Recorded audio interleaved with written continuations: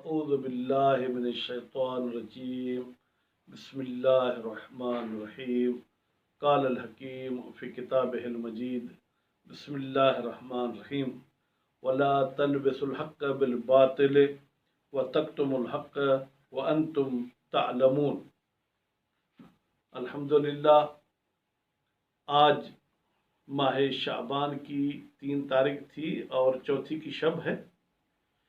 शाबान में काफ़ी सारी अल्लाह ताला की प्यारी हस्तियों की विलादत है, जिनमें से कुछ रिवायात के मुताबिक सैयदा ज़ैनब सलामुल्लाह अलैहा की पहली शाबान को विलादत है।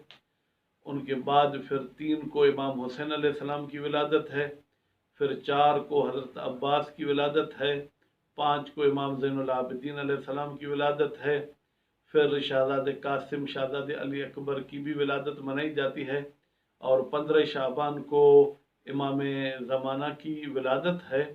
तो इस हवाले से इनको आयाद शाबानिया भी कहा जाता है, यानी शाबान की ईदें। तो इस हवाले से मैं आप तमाम सामीईन और नाज़रीन की खिदमत में मुबारकबाद पेश करता हूँ और उम्मीद करता हूँ कि अल्लाह ताला इन हस्तियों के सदके हमें नेक अमल करने की तौफीक इनायत फरमाए और तमाम बुराइयों से महफूज रखे। मौज़ूआत तो बहुत सारे हैं। इन अयाम में ताज़े पाकिस्तान में इंतखाबात हुए हैं। इंतखाबात के हवाले से भी अगर मैं बात करूं तो फिर शायद मौजू से हट जाऊं, लेकिन ये ज़रूर आपकी खिदमत में अर्ज़ करूंगा कि इंतखाबात में हम अपनी पसंद को मद्देनज़र न रखें, बल्कि खुदा, रसूल और दीन की पसंद को मद्देनज़र रखें। तो वो शख्स जो खुदा को पसंद है, वो शख्स जो रसूल और आइम्मा अलैहिमुस्सलाम को पसंद है, वो शख्स जिसकी दीन हिमायत करता है, तो ऐसे शख्स को हम भी वोट दें और आगे बढ़ें। उसके बाद फिर एक छोटा सा बच्चा है जो इंतखाबात से एक दिन पहले कत्ल हो गया, खैरपुर मीरठ सिंध पाकिस्तान में।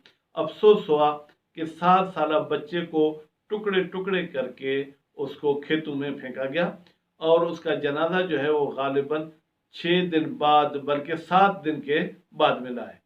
तो अल्लाह ताला उसके वालिदैन को सब्र अता करे और जो कातिलीन हैं अल्लाह ताला उनको दुनिया और आखिरत में सजा दे।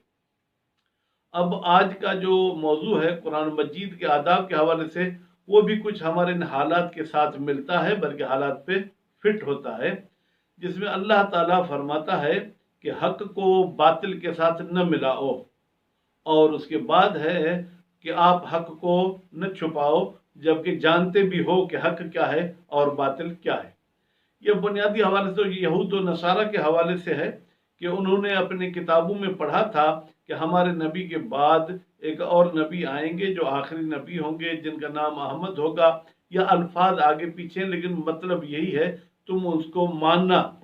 जब हमारे नबी आए और उन्होंने देखा कि वो आ गए हैं, तो फिर अपने किताबों में जो बातें हमारे नबी के हवाले से आई थी उनकी तवजीह करने लगे और अवाम को गुमराह करने लगे। तो अल्लाह ताला ने फरमाया कि हक को और बातिल को, यानी सच को और झूठ को आपस में नहीं मिलाओ। बहरहाल झूठ एक ऐसा गुनाह है जिसके बारे में ये भी मिलता है कि तमाम गुनाहों को एक कमरे में बंद किया गया है और उसकी चाबी झूठ है। यानी इंसान अगर झूठ बोलेगा तो फिर तमाम की तमाम बुराइयां उसके सामने आ जाएंगी। इसी तरीके से एक मशहूर वाक़या है, अलबत्ता अभी उसका हवाला मेरे जहन में नहीं है, लेकिन एक मशहूर है। अब मुमकिन है कि वो सुनी सुनाई बात हो या किसी किताब में हो, कि एक शख्स किसी मासूम के पास आया और कहा कि मैं चोर हूं और चोरी करना चाहता हूं।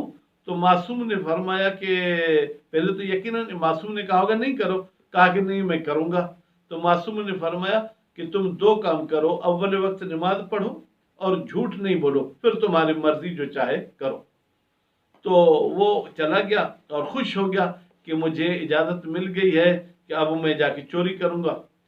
तो पुराने जमाने में दीवारें काफी मोटी होती थी और चोर अगर घर में आना चाहता था तो दीवार को सुराख करके उसके अंदर से आ जाता था। तो बहरहाल दीवार को वो शिगाफ डालते हुए, दीवार को तोड़ते हुए उसको काफ़ी टाइम लग गया। जब अंदर कमरे में पहुंचा तो उधर फजर की आज़ान शुरू हो गई। अब इसने कहा कि इमाम ने कहा था कि अव्वल टाइम पे नमाज पढ़नी है, तो लाजमी जो इमाम की दरगाह में जाता था, बारगाह में जाता था, तो मसाइल और अहकाम से बाखबर होगा। उसने नमाज शुरू कर दी। अब या तो बावुज़ू था, या कोई तयम्मुम किया, या कोई तरीका किया, बरन जो बात किस्सा है। अब फजर की नमाज जैसा कि आवाज के साथ पढ़ना वाजिब है, यानी हम्द और सूरत को बुलंद आवाज से पढ़ना है मर्द को, औरत के लिए अलग अहकाम है। तो इसने कुछ बुलंद आवाज से जब वो नमाज पढ़ने शुरू की तो घर वाले भी जाग गए। देखा कि अंदर कमरे से सुना कि आवाज आ रही है, पर दरवाजा खोला, गए तो देखा एक बंदा नमाज पढ़ रहा है। तो इन्होंने कहा ये तो कोई वली खुदा है जो हमारे घर में आके नमाज पढ़ता है। नमाज खत्म हुई तो पूछा कि कौन हो? कहा मैं चोर हूँ। कहा नहीं नहीं, तुम चोर नहीं हो सकते। कहा मैं चोर हूँ। कहा अगर चोर हो तो फिर नमाज क्यों पढ़ते हो? कहा कि मुझे इमाम ने कहा था कि नमाज अवले टाइम पे पढ़नी है और झूठ नहीं बोलनी है। ये देखो मैंने तुम्हारी दीवार को भी तोड़ा है, उसके जरिए मैं अंदर आया हूँ। तो उन्होंने उसकी ज़रूरियात भी पूरी कर दी और आइंदा के लिए उसने चोरी से तौबा कर ली।